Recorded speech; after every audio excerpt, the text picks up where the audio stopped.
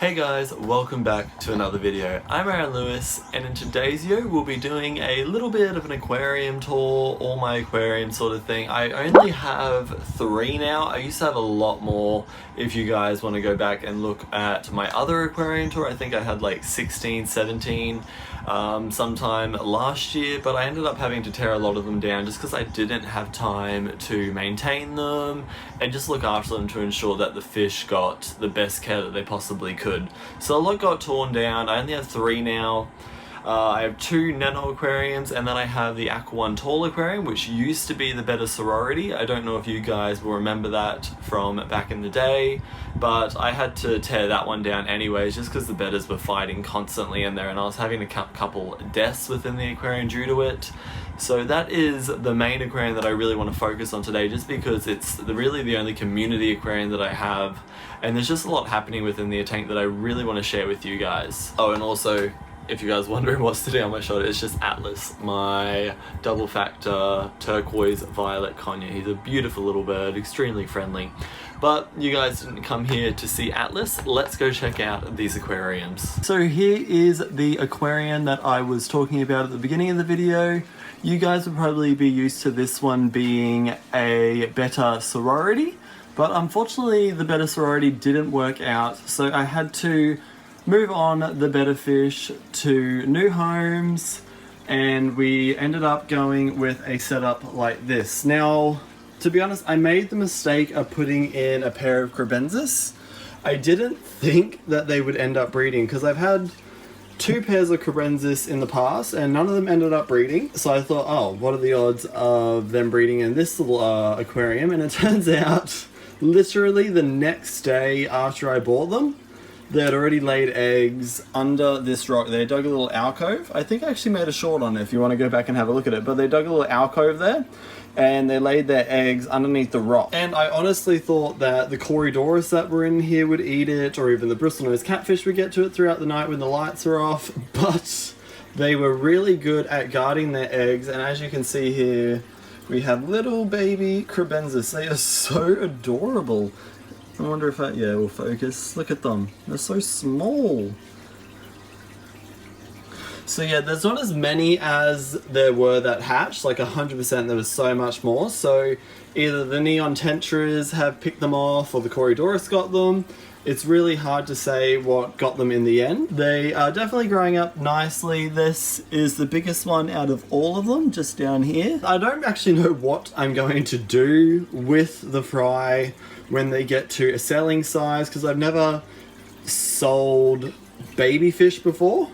I've sold adult fish and stuff like that, you know, but I've never sold just like a bunch of baby fish. So if you guys have any ideas on what I can do, if there's any local fish shops in the Brisbane, Logan area that take on fish, that would be really great to know about, because I obviously have no room for these guys. I don't want to set up another tank for them. I actually just did a rescape of this aquarium yesterday. Well, I say rescape, it was technically I just moved some plants around and replanted some plants.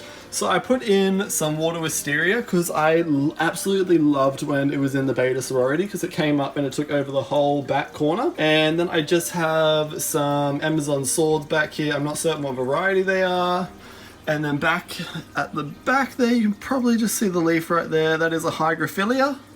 So I'm hoping that they'll end up shooting up, taking over the back corner. And then this one will be a little bit more leggy because it is an Amazon sword. So it'll be a little bit more leggy, allow the fish to swim around easy and go hide in the water wisteria. That is the goal for this tank. And then at the front, we just have some Java fern here and on the rock behind here. And then we have some crypts. Now when I got these crypts, they were probably about that big. As you can see, they have absolutely shot off, and they've also started to spread out along the front of the aquarium. Now there is meant to be 5 Corydoras catfish in here. I'm not really certain where they are at the moment, because the Crebensis are still a bit nippy.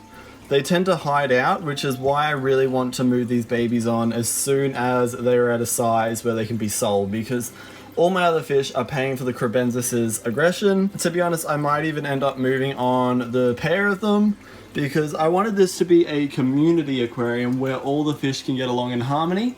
But when you have a pair of cichlids in there that are constantly breeding, it's just going to cause havoc within the aquarium. So I probably will end up moving on the Crebensis soon. There is one Corydoras there. I did have 5 in here. As I said, I haven't seen all 5 together. So I don't know if the Crebensis have killed some due to stress when they were guarding the eggs. That would be quite unfortunate if they did. I know a couple of the neons are gone because I had much more than that in there, so that's sad. But I don't know if they died of just natural causes because they were fairly new to the aquarium, and then I added the Crebensis, so I don't know if they just died from being added into the aquarium or if they got eaten or just stressed out from the Crebensis attacking them all the time. Which, to be honest with you, I think they might have actually laid more eggs because they've been guarding this back area. I don't know if you can see the mother just there. So I'm really hoping they don't have more eggs back there because it's at a spot where I can't see. And if they do, I'm going to end up just siphoning them out because I honestly do not want any more babies. This is enough babies for me. And it's great because just up the top here, we have this beautiful pothos that I have put into the aquarium. And it only started out, I think, here. So that was the last leaf. And as you can see, it's shot off all this new greenery around here. So it's also helping take out ammonia, nitrates within the water column. So that is very good to add to your aquarium. And it also makes it look more natural. If you look there, it sort of covers the light and everything at the top, which is what I like to sort of go for in my room. As you can see, we have a lot of fake plants. We have a polo in there. Just a lot of fake plants just around the room. And if you look up here, just more pothos in my nano setups, and then we even have the natural plants and stuff in the reptile enclosures.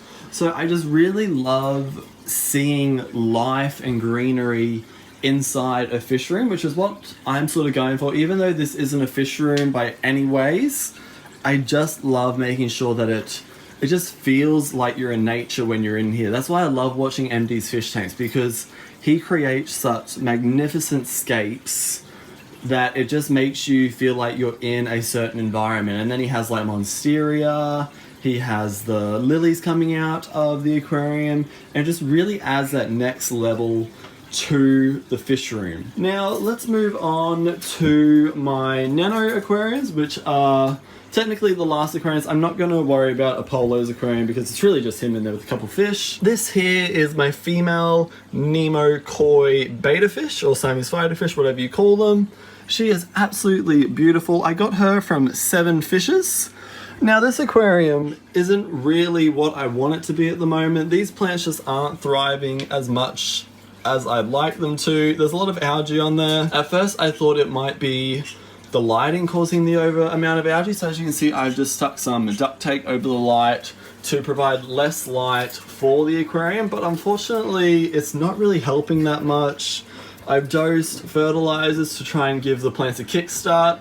Usually I have no problems with my aquariums and plants. As you look over here, so lush and beautiful. And if you look over here, it just looks like the plants just don't look healthy. They look brown, but I'm dosing the same fertilizer on all my aquariums. I do the same stuff, I do water changes. So I'm not really certain what it is. I might need to add more snails in there just so they have more waste going into the plants. Or I might get like a little school of, what are the small guppies? Ednas, just to put in there, and they can provide some extra waste, because maybe it's the fact that it's such a small beta fish and the waste from the fish isn't being able to provide the nutrients that the plants need. But I've had this one for several months now. She is extremely healthy, a very beautiful fish. Definitely one of my favorite beta fish. I just love the coloration on them. And if we move over here, this one I've only had for probably about 2 weeks. Tank's been set up for 3 weeks. I really love this skate, to be honest with you. It's very simple. Just a lava rock in there with a bit of driftwood and just a Buddha. And it just, me personally, it looks really nice. And we have the pothos coming out the top, snails and stuff up the top there to just help provide the extra waste for the plants. And he absolutely loves it, and he's a really gorgeous fish. If he will turn on his side, you'll be able to see. He is a half moon I believe Nemo also, he's the same as this one, which is why I got them. Just in case I ever want to attempt breeding them in the future. Betta fish are very easy to breed, so if I ever wanted to, I do have these two fish here to attempt it, and they're the same variety. That's him there. He just has an absolutely beautiful coloration, which is why I ended up buying him. I believe he was like maybe 58 bucks off of 7 fishes. But I absolutely fell in love with him when I saw him, so I knew I had to get him. And in this aquarium we just have some simple water wisteria. This is where I got the cuttings from to go in that aquarium, because they have been flying off in here. This is what I mean, that's why I don't know why this aquarium's struggling so bad, because usually I have no problems with growing plants. As you can see, nice and green. We have the crypts. Now this is the size that I was talking about that they were when they were started out in there. And you can just see how tall they are now compared to this. So I'm hoping these will take off, grow up like that, take over the whole front of the aquarium, cover the Buddha a bit, and will just provide that lush greenery, which is what I always like to do within my aquariums. Alright everyone, that sums up this video for today. I really hope you guys enjoyed just getting a quick update of the existing aquariums that I have. I know there's not a lot now and they're quite small, but it's something that I enjoy doing, and I can't really handle it in a big form like I used to be able to, just because I do now have reptiles, I have more birds that I have to care for, so I really don't have time to, you know, make sure that I'm doing regular water changes, constantly cleaning out the filters, feeding all the fish tanks, just stuff like that. I do miss having all those aquariums that I used to have, don't get me wrong, but I just don't have the time for it in my life currently. Now don't forget, if you guys have any suggestions or any fish stores that you know of in the Brisbane area in Queensland, Australia, that will take on fish and possibly buy them off of me or give me store credit for their store, please comment down below so I can try and get in contact with them when they are at an age where I can give them away, just because I really don't want to be keeping them, because as I said, I don't have the room for them currently. Now remember, if you already haven't, give me a big thumbs up, hit that subscribe button and share it around to your friends and family. Now remember, I do have several social medias which are always down in the links below if you want to go check me out. I have Instagram, TikTok, Twitter, well now known as X. So feel free to go check me out on any of those accounts. Feel free to message me any video suggestions you guys want to see, and I'll do my best to accommodate everyone. And I hope you guys had a great start to the new year. I wish everyone the best for 2024, and I'll see you throughout it. Goodbye.